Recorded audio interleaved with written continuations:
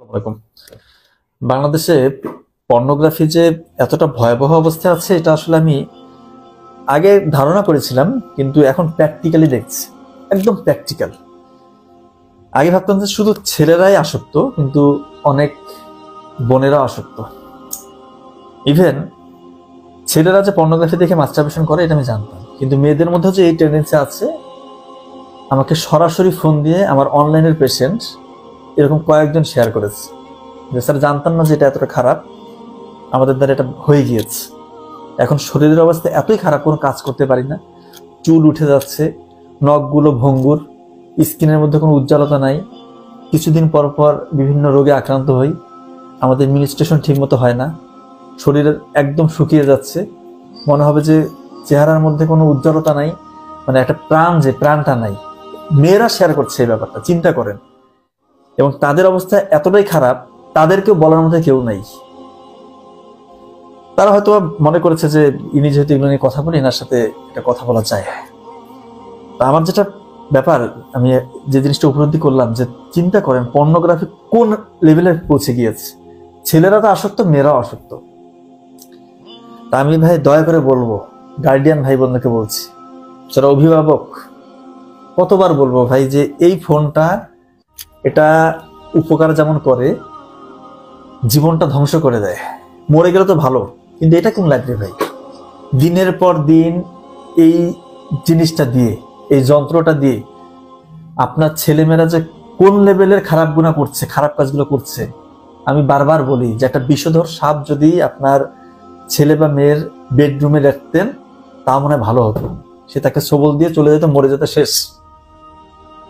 এমন একটা যন্ত্র দিয়েছেন, এমন একটা বিষধর সাপ দিয়েছেন যেটা তাকে মারবে না, ধুকে ধুকে মারবে, ইহকালে হারাবে, আল্লাহ মাফ করে পরকালে শেষ হবে।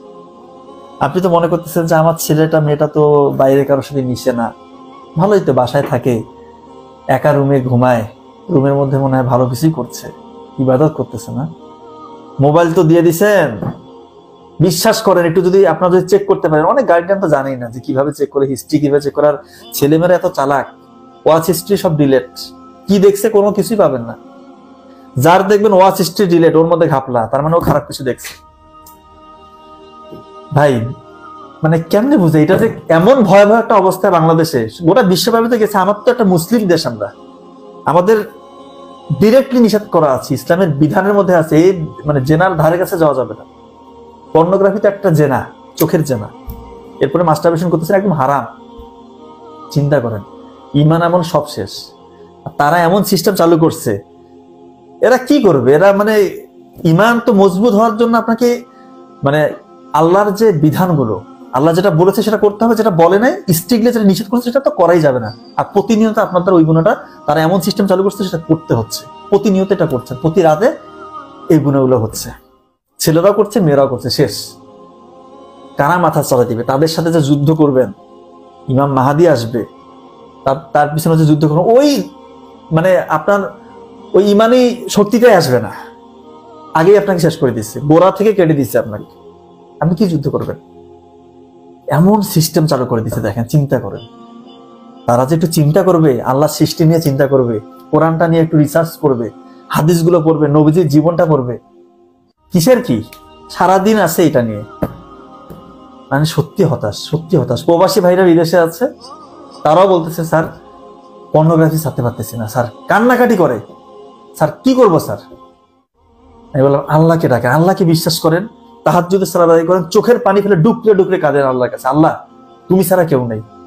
শয়তান, ইবলিস শয়তান আমাকে এমন ভাবে আঁকড়ে ধরছে, আল্লাহ আমি বের হইতে পারতেছি না। আল্লাহর কাছে বলেন, ইনশাআল্লাহ আল্লাহ তাআলা আপনাকে রক্ষা করবে। আল্লাহ ছাড়া কেউ নেই আপনাকে রক্ষা করার, কারণ আপনি তো ছোটবেলা থেকে এটাতে আসক্ত। আর এমন ভাবে আপনি অ্যাডিক্টেড হয়েছেন, আপনার ব্রেন থেকে ডোপামিন এমন ভাবে রিলিজ হওয়া শুরু হয়েছে, আপনার ওই লেভেলের ডোপামিন রিলিজ না হলে আপনার ভালো লাগে না। আর আপনার কোনো কিছুতেই ওই লেভেলের ডোপামিন আর রিলিজ হবেও না। আপনি এমন ভাবে এমন এমন জিনিস দেখে ফেলছেন, এখন আপনার ব্রেন চাই ওই জিনিসটা, ব্রেন চাই ওই খাবারটা। আল্লাহর কাছে আশ্রয় চান, আল্লাহর কাছে সাহায্য চান, চোখের পানি ফেলেন। ভাই আমাদের আসলে বিশ্বাসের মধ্যে ঘাটতি, আমরা বিশ্বাস করতে জানি না। আমাদের বিশ্বাসের মধ্যে এই জিনিসটা আছে যে মনে হচ্ছে যে এত গুনাহ করছি, আল্লাহকে আমার ক্ষমা করবে, বা আমি তো অনেকবার তওবা করছি, কই কাজ তো হচ্ছে না। এটা হচ্ছে শয়তান আপনার ভিতরে ঢুকাই দিচ্ছে। আমি বলতেছি ভাই, অন স্ক্রিন বলতেছি, ইনশাআল্লাহ আপনি যেই লেভেলের গুনাহগার হন, আল্লাহর ক্ষমতা থেকে অনেক অনেক গুণ বড়। আপনি যেই লেভেলের গুনাহগার হন, আল্লাহ যে কত দয়ালু, কত মহান, এটা আপনি চিন্তা করতে পারবেন না। আপনি মন থেকে একদম সব ছেড়ে দেন, মন থেকে ছেড়ে দিয়ে আল্লাহর কাছে সিজদায় গিয়ে লুটিয়ে পড়েন, কান্না করেন যে আল্লাহ আমি ভুল করছি, আল্লাহ আমার মতো পাপী আর পৃথিবীতে কেউ নেই, আল্লাহ তুমি ছাড়া আমাকে কেউ নাই, রক্ষা করো। আমি বহুত ডাক্তারকে দেখাইছি, বহুত জনের পরামর্শ শুনছি, কোনো কাজ হচ্ছে না আল্লাহ। আমি নিজেও চেষ্টা করছি, কিন্তু কাজ হচ্ছে না আল্লাহ, তুমি আমাকে রক্ষা করো আল্লাহ। এই ইবলিস শয়তানের সাথে আমি পারতেছি না। পারবেন না? দেখেন, এই ইসরায়েলের সাথে আমেরিকার সাথে মুসলিম কোন দেশ পারতেছে? ওইভাবে পারতেছে? মাথায় চারা দিতে পারতেছে না কেউ, মাথায় চারা দিতে পারতেছে না। আর ইবলিস শয়তান কত শক্তিশালী, কত শক্তিশালী। ওর সাথে আপনার যুদ্ধ হচ্ছে, আপনি একা, আপনি পারবেন? আপনি পারবেন? সৌদি আরব, কাতার, বহুত টাকা, মুসলিম দেশের বহুত টাকা আছে, টাকার কারি টাকা, পারতেছে ওদের সাথে? পারবে না।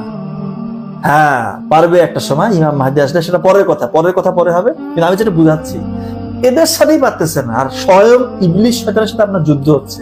এই পর্নোগ্রাফি, মাস্টারবেশন, স্পেশালি পর্নোগ্রাফি, এটা সরাসরি আপনি ইবলিস শয়তানের সাথে যুদ্ধ। আপনি কিভাবে পারবেন?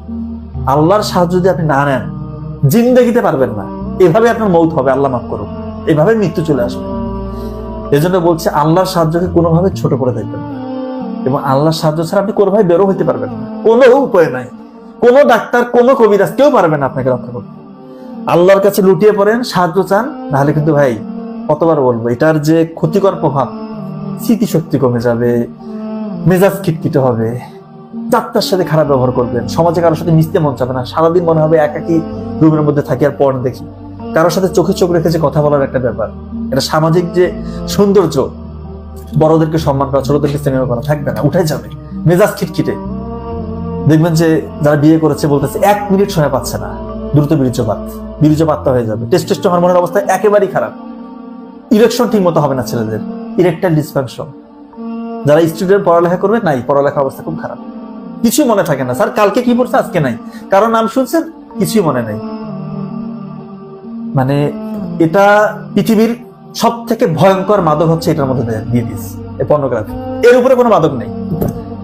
এবং আমি একটা কথা বারবার বলি, খুব ইম্পর্টেন্ট কথা, আপনার অনুশোচনা, আপনার অনুতপ্ত হওয়ার ব্যাপারটা হবে এই লেভেলের, আপনার কোনো ভুলের কারণে, কথাটা খুব মনোযোগ দিয়ে শুনে, আপনার কোনো ভুলের কারণে যদি আপনার খুব সব থেকে আপনজন, আপনার নিকটজন কে হইতে পারে, আপনার মা বাবা, আপনার স্বামী স্ত্রী, আপনার ছেলে মেয়ে, এই তো ভাই বোন, এদের যদি কারো মৃত্যু হয়, আল্লাহ মাফ করুন, আপনার কোনো ছোট্ট ভুলের কারণে, আপনি একটা ভুল করে ফেলছেন, যে ভুলের কারণে তার মৃত্যু হয়েছে। কিরকম হইতে পারে? ধরেন একটা কারেন্টের ছোট কাজ, অনেক সময় বাসায় অনেকে করে, কাজ একটু করতেছেন, একটা তার আপনি অরক্ষিত রেখে পাশের রুমে কোনো একটা জিনিস আনতে গেছেন, ওই সময় আপনার বাড়ির কাছের মানুষ, মা বাবা, ভাই বোন, স্ত্রী, স্বামী স্ত্রী, ছেলে মেয়ে, কেউ একজন ঢুকছে, ওই জায়গায় হাত দিয়ে দিয়েছে, এসে দেখতেছেন সে কারেন্টের মধ্যে শক খেয়ে পড়ে আছে, বান হয়ে গিয়েছে, পুরো মরে গেছে, আর কোনো তার জীবন নাই। এই দৃশ্য দেখে আপনার ব্রেইনের অবস্থাটা ওই সময় কি হবে চিন্তা করেন। প্রথমত আপনি থমকে যাবেন, মানে কান্নায় ভেঙে পড়বেন, এবং অনুশোচনা এবং অনুতপ্ত হওয়ার যে ব্যাপারটা আপনার কোন লেভেলে যাবে চিন্তা করেন।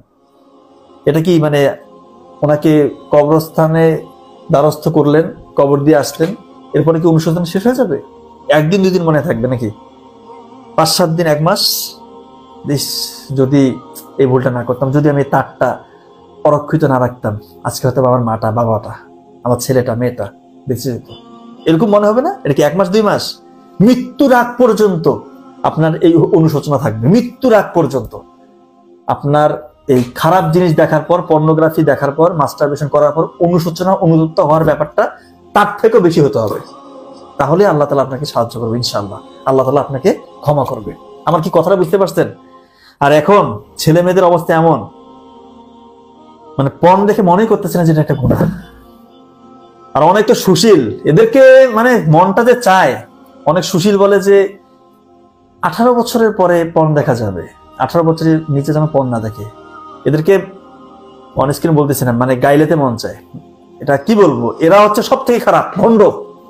18 বছরের পরে পর্ন দেখা যাবে না, তোকে বলছে। এরা চায় যে এগুলো সহজলভ্য হয়ে যাক। যারাই দেখবেন এই ধরনের কথা বলে, মানে একটু ইজি করে দিবে, মানে একটু ইজি, হ্যাঁ ইজি না, এরা হচ্ছে ভণ্ড, এরা সমাজ ধ্বংস করার জন্য আসছে। এরা এদের কথায়, এদের ফাঁদে পা দিবেন না। আর নাটক সিনেমা, ওদেরকে তো বলছি, ওরা তো ভয়ানক ভণ্ড। নাটক সিনেমা চলবে না, বাসায় টেলিভিশন লাগবে না। কিসের টেলিভিশন? আর মোবাইল ফোন আরেক ভয়ঙ্কর জিনিস। এজন্য বলছি ভাই, একটু সতর্ক হন, ইমানটা এভাবে হারাইয়েন না, শেষ হয়ে যাবেন ভাই। বিশ্বাস করেন, আল্লাহ তাআলা আপনাকে কত ভালো রাখছে, চিন্তা করেন। আজকে দেখেন গাজাবাসীর উপর কি নৃশংস হত্যাযোগ্য। আহা, পৃথিবীর কত মুসলিম ভাইয়েরা আজকে নির্যাতিত, তাদের থেকে আল্লাহ তাআলা আপনাকে কত ভালো রাখছে, কত ভালো রাখছে। আপনি আপনার পরিবার নিয়ে কোনো রোগ শোক আপনার নাই, সুস্থ আছেন। আপনি তো সেজদা লুটে পড়তে হবে আমাদের, সত্যি কথা বলতেছি। আমারও তো এইভাবে কথা বলা উচিত না। আজকে তো সেজদা থাকার কথা আমাদের সবার। আল্লাহ যে আমাকে দুনিয়াতে পাঠাইলো সুস্থ সবল ভাবে, আমার পরিবারটা ভালো আছে, আর আমি প্রতিনিয়ত আল্লাহ যেটাতে মানে নারাজ হচ্ছে, রাগান্বিত হচ্ছে এই গোপন গুনার কারণে, আমি সেটা করতেছি। আবার চাচ্ছি যে আল্লাহ আমাকে নিয়ামতে ভরপুর বাড়াই দেখ। সেজদায় গিয়ে চোখের পানি ফেলতেছে। চোখের পানি কেন আসতেছে? আর কিভাবে চোখের পানি আসবে আপনার? আপনি দিনের পর দিন এই খারাপ জিনিস দেখতেছেন। রাস্তা দিয়ে হাঁটলে একটা মেয়েকে দেখলে আপনার চোখ ঠিক থাকে না, তাকে যেভাবে সার্চ করার ইচ্ছা সার্চ করতেছেন। একটা বিলবোর্ড দেখলে দেখতেছেন, মানে যা ইচ্ছা তাই। যখনই সামনে কোনো মেয়ে চলে আসে, আপনি নিজেকে কন্ট্রোল করতে পারেন না, আপনার চোখ দিয়ে পানি আসবে। আমার অনেক পেশেন্ট আমাকে এগুলা এসে শেয়ার করে, অনেক পেশেন্ট এসে শেয়ার করে, বলে স্যার আমার নামটা বলেন না। আমি কখনো নাম বলবো না। কোনো রোগীর কোনো গোপন কথা, এক কথা তার নাম আমি বলবো না, আমি ঘটনা বলবো। এমনও রোগী আছে, এমনও ছেলে আছে, বলে যে স্যার আমার কি হয়েছে স্যার, আমি কোনো মেয়ে দেখলে স্যার তাকে আমি মানে তাকে একটা মানুষ মনে করি না স্যার। আমার মনে হয় যে তাকে সব থেকে খারাপ ভাবে চিন্তা করি, কারণ দীর্ঘদিন পণ দেখে দেখে আমার এই অবস্থা হয়েছে। তাকে নিয়ে সব থেকে নোংরা চিন্তাটা করি স্যার। চিন্তা করেন, এমনও আছে অনেক ভাই বলতেছে যে সে তার বোনের দিকে খারাপ দৃষ্টি দেয়। চিন্তা করেন, এর থেকে খারাপ কথা আছে? এমনও পেশেন্ট আছে বলতেছে স্যার এখন মানে এগুলা হয়তো আপনি বিশ্বাস করবেন কিনা জানি না, কিন্তু আমি বলতেছি, মানে আপনার মাইন্ডটা কতটা খারাপ হইতে পারে এগুলা আপনাকে নমুনা না দেখে আপনি বুঝতে পারবেন না। ছেলেরা বলতেছে তাকে আর মেয়ে ভালো লাগে না, তার ছেলে ভালো লাগে। চিন্তা করেন, এমনও ছেলে আছে ফোন দিয়ে বলতেছে স্যার আমাকে 50 ঊর্ধ্ব মানে একটু বয়স্ক মানুষ হলে তাকে ভালো লাগে। কোন লেভেলের মাইন্ড এটা? কি মাইন্ড? একটা মেয়ে আমাকে ফোন দিয়ে বলতেছে তার কোন ছেলে ভালো লাগে, তার মেয়ে ভালো লাগে, তার নাকি আরেকটা মেয়ে সঙ্গী আছে, সঙ্গিনী। চিন্তা করেন, আপনি সবকিছুর পেছনে এটা দায়ী, এই পর্নোগ্রাফি। আপনি আপনার ছেলে মেয়েকে যদি বাঁচাইতে চান ভাই, দয়া করে এই জিনিসটা থেকে রক্ষা করে নেবেন। এই শিক্ষাগুলো দেন তাকে, ধর্মীয় শিক্ষা দেন, আল্লাহর বিধানগুলো ছোটবেলা থেকে তাকে শিক্ষা দেন, মাদ্রাসায় শিক্ষা দেন। আমি বলতেছিলাম যে মাদ্রাসায় শিক্ষাটা জরুরি, কিন্তু মাদ্রাসায় ছোটবেলাতে তার একটা বেস লাগবে, এরপর জেনারেল লাইনে দেন, সমস্যা নেই। কিন্তু ভাই আপনি চিন্তা করছেন কোন লেভেলে চলে গিয়েছে এখন হোমোসেক্সুয়ালিটি, সমকামিতা। আপনি জানেন এটা কোন পর্যায়ে গেছে? আমি যে এলাকায় থাকি, এই এলাকায় সমকামিতায় কয়েকজনকে আমরা ধরছি, তাদেরকে লাঞ্ছিত অপমানিত করা হয়েছে। আমি নাম বলবো না, ইভেন এখনো পর্যন্ত আছে। এটা সারা দেশ, সারা বিশ্বভাবে ছড়িয়ে গিয়েছে, এবং এগুলোতে ফান্ডিং করা হয়, বাইরের দেশ থেকে ফান্ডিং করা হয়, হোমোসেক্সুয়ালিটিকে ফান্ডিং করা হয়। আমি বলতেছি অর্থায়ন দেওয়া হয় যেন ব্যাপকভাবে ছড়িয়ে পড়ে। আপনি জানেন এই হোমোসেক্সুয়ালিটি যদি ছড়িয়ে পড়ে, পরিবার থাকবে? পরিবার প্রথা ধ্বংস হয়ে যাবে। বিশ্বাস করেন, পরিবার প্রথা ধ্বংস হয়ে যাবে। কেউ আর বিয়ে করতে চাবে না। এখন তো বাইরের দেশগুলোতে, অনেক দেশে, ওয়েস্টার্ন কান্ট্রিতে ছেলে ছেলে বিয়ে বৈধ করেছে, মেয়ে মেয়ে বিয়ে বৈধ করেছে। নাউজুবিল্লাহ। চিন্তা করেন, আপনি চিন্তা করতে পারতেছেন, যারা সুস্থ মস্তিষ্কের যারা আছেন, আপনারা চিন্তা করতে পারতেছেন এই জিনিসটা কেমনে হয়? মানে চিন্তা করেন, একজন ছেলে আরেকজন ছেলের সাথে থাকবে, এটা কিভাবে হয়? এই জিনিসগুলো এখন হচ্ছে, এই জিনিসগুলো হচ্ছে, এবং এই জিনিসগুলো সামনে হবে। আল্লাহ মাফ করে আপনার ছেলে মেয়ের দ্বারা যেন এটা না হয়। আমিও দোয়া করি আমার পরিবার যেন কেউ এটাতে অ্যাডিক্টেড না হয়। আপনিও দোয়া করেন, আল্লাহর কাছে চোখের পানি ফেলে যে আল্লাহ আমাকে আশ্রয় দাও, আমার পরিবারটাকে রক্ষা করো। আপনার যদি নিকট আত্মীয় কেউ, নিকটজন কেউ এরকম হয়, তখন বুঝবেন এটার কত কষ্ট। আমাদের কাছে আসে, এসে চোখের পানি ফেলে, ইভেন ভিকটিমকে নিয়ে আসে, এবং যে অ্যাডিক্টেড তাকেও নিয়ে আসে, স্বীকার করতেছে, মা বাবার সাথে নিয়ে আসতেছে যে স্যার ছেলেটা স্যার বলতেছে অন্য ছেলেকে তার ভালো লাগে, সে বিয়ে করতে চায় না। মেয়েকে নিয়ে আসতেছে, বলতেছে স্যার বিয়ে দিয়েছে 2-3 মাস সংসার করেছে, অন্য মেয়ের সাথে ভেঙে গেছে।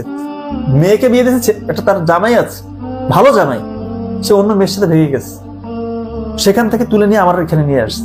স্যার একটু বুঝান। কি বুঝাবো রে ভাই, তার মাইন্ড তো বিগড়ে গেছে। সবকিছুর পেছনে এই যে এগুলোতে খারাপ জিনিসগুলো দেখছে। আমি বলেছি আপনার কিভাবে এগুলো হইলো, বলে স্যার আমার মাইন্ড আগে ভালো ছিল, কিন্তু পরবর্তীতে এই জিনিসগুলা মোবাইলে পর্নোগ্রাফিতে এগুলো তো দেখায়, এগুলো দেখে স্যার কিভাবে যেন আমার মাইন্ডটা ডাইভার্ট হয়ে গেছে। চিন্তা করেন, আপনি এখনই ভাই সতর্ক হন, দয়া করে ভাই, ইহকাল পরকাল সব শেষ হয়ে যাবে। দয়া করে ভাই আল্লাহকে রাজি খুশির জন্য, আল্লাহকে খুশি করার জন্য গোপন গুনাহ ছেড়ে দিয়ে গোপন ইবাদত করেন। আল্লাহ তাআলা আপনার সম্মান যে কতটা বাড়াবে চিন্তা করতে পারবেন না। একটা কথা বলি ভাই, গোপন গুনাহ সম্মান ইজ্জত সব কমিয়ে দেয়। আপনাকে বিভিন্ন জায়গায় অপমানিত হতে হবে, লাঞ্ছিত হতে হবে। যে জায়গায় আপনার অপমানিত হওয়ার কথা না, আপনি সে জায়গায় অপমানিত হবেন। তখন মনে করবেন যে কি কারণে এটা হলো, তার পিছনে কারণ হচ্ছে যে গোপন গুনাহ। এবং দেখবেন আপনার যে রিজক, বরকত, রহমত আল্লাহ তাআলা দিয়েছিল সব উঠাই নেবে। এবং এমন ভয়ঙ্কর রোগ আপনার হতে পারে, আল্লাহ মাফ করুক, এমন ভয়ঙ্কর রোগ যেটা আপনার বংশে কারো হয়নি। নতুন নতুন রোগ আপনাকে ধরবে এই গোপন গুনাহের কারণে। এবং গোপন ইবাদত আল্লাহকে রাজি খুশির জন্য, এই গোপন গুনাহ ছেড়ে দিয়ে যখন তাহাজ্জুদের সালাতে আপনি দাঁড়ায় যাবেন, সবসময় ভালো ভালো চিন্তা করবেন, অন্যের উপকার করবেন, এবং গোপনে যখন একাকী থাকবেন আল্লাহকে স্মরণ করবেন। আল্লাহ যে কত খুশি হয়ে যাবে। আপনার যে জায়গায় থাকার কথা না সে জায়গায় আল্লাহ আপনাকে দেখবেন যে বসাই দিচ্ছে। আপনি তখন ভাববেন যে আসলে আমি কি এতটা যোগ্য, আজকে আমাকে আল্লাহ এত সম্মান দিল, এই জায়গায় আমি কেন? কারণ আপনি গোপন গুনাহ না করে গোপন ইবাদত করেছেন। আল্লাহ তাআলা খুশি হয়ে গিয়েছে। আল্লাহ তাআলা আপনার ইহকালেও সম্মান দিবে ইনশাআল্লাহ। আল্লাহ চাহে তো পরকালেও আপনাকে অনেক গুণ বাড়িয়ে দিবে। ভাই এই জন্য বলছি, দয়া করে ভাই আল্লাহর রাস্তে আমি বলতেছি, এটাতে চূড়ান্ত শান্তি, সত্যিকার অর্থে চূড়ান্ত সাফল্য যেটাই বলি, ইহকালীন কল্যাণ এবং আখিরাত পরকালের যেটা আমাদের আলটিমেট ডেস্টিনেশন জান্নাত, এই চূড়ান্ত কল্যাণ আলটিমেট যে ডেস্টিনেশন, এই শান্তি রয়েছে গোপন ইবাদতে। দয়া করে গোপন গুনাহ ছেড়ে দেন। হয়তো বা লং ভিডিও হয়ে গেল, তবে আমার কাছে মনে হচ্ছে এটা দরকার ছিল বলার। ধন্যবাদ। আসসালামু আলাইকুম।